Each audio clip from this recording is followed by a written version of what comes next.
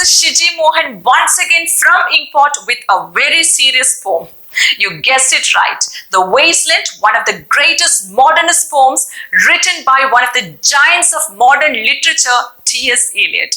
Not just a poet, he was also an essayist, playwright, publisher, editor, critic, and whatnot. Before we discuss more about this great modernist poet, make sure to subscribe to my channel to get more videos on English literature. Now, over to more important facts about T.S. Eliot.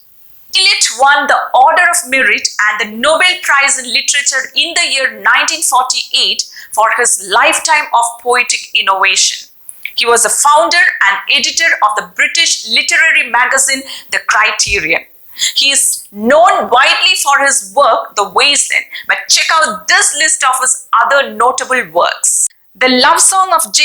Alfred Prufrock, which is considered as his first poetic masterpiece. The Hollow Man, his conversation poem Ash Wednesday, 4 quartets. He is also an acclaimed playwright and his famous plays include Sweeney Agonistes, The Rock, Murder in the Cathedral, The Family Reunion, The Cocktail Party, The Confidential Clerk, and The Elder Statesman. And his well-known essay is The Tradition and the Individual Talent. The poem's title is often mistakenly given as Wasteland or Wasteland together, but the exact title consists of 3 words, The Wasteland. And Wasteland is written by Addison Covey in the year 1913 with a similar theme. And Eliot's first title for the poem, The Wasteland, was He Do the Police in Different Voices, which is a quote taken from Charles Dickens, our mutual friend. Regarding the publication, The Wasteland was published in the UK in the first issue of the Criterion in the year 1922 and in the US in the Dial magazine the same year. And the publisher was Horace Leverritt. The first draft of the poem was a longer version and was later on reduced and compressed with the help of his friend and colleague, the poet Ezra Pound. The 433-line poem is split into 5 sections: The Burial of the Dead, A Game of Chess, The Fire Sermon, Dead by Water, and What the Thunder Said. And each section focuses on different issues. That means they are not connected with one another, but common themes are apparent throughout the poem. And the longest section is the Fire Sermon and the shortest one is Death by Water.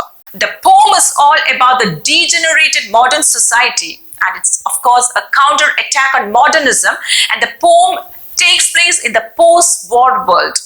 Now you can also find that the poet glorifies the past world in contrast with the present world that is corrupt.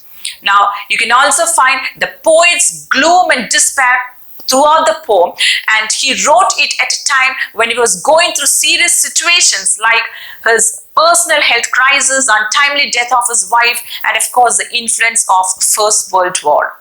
In the 1925 edition, the poem was dedicated to his friend and colleague Ezra Pound by calling him Il Migliore Fabbro, which means a better craftsman.